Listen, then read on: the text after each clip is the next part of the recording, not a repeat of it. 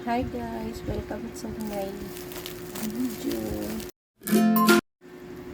Hi guys, another vlog. Ayan, meron po akong dito nakabalot sa plastic. Ayan, binigay po sa akin galing ng Iloilo.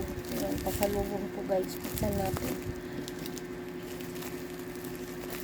Ayan, silyado siya. Kasi po yung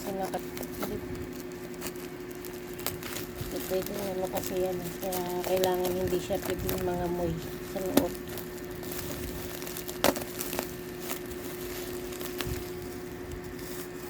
Sa natin guys, sobrang silyado niya, kaling-ilo.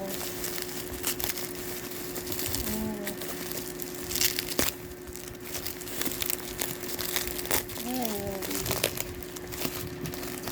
grabe yung pagkabalot nito. Masarap yung hubungan doon. Galing sa probinsya, galing Iloilo.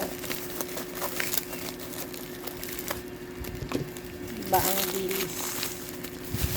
Very fresh.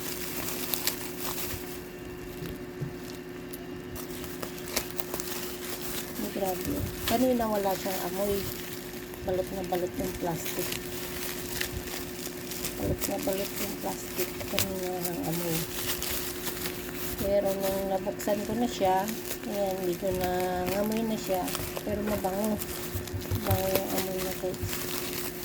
Ayan, ito yung pinagbalutan nila guys. So, ito yung siliyado. Diba?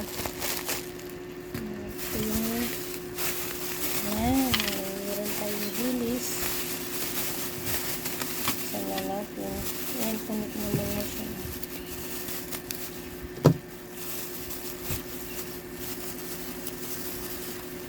Ayan guys, ayan, bilis po pala naman. Ayan, pero kulay puti po. Bilis na medyo tamtama lang ang laki. Ayan, sarap po guys, sinangag or sarap to guys, sinangag at saka ginataang kalabasa. Isang, ayan guys, meron na naman tayong mauulam.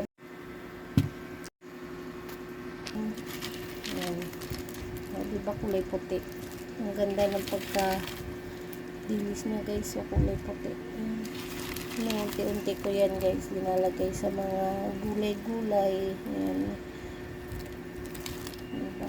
Ang sarap din itong isangag. Sa akin kasi sinasangag ko lang para wala siyang mantika na, tapos ang sausawan ay may kamatis at saka sibuyas, masarap na, at saka suka. Ayan, puting-puti siya guys. O diba, puting-puti ang bilis. Ayan. Thank you for watching guys. Bye bye.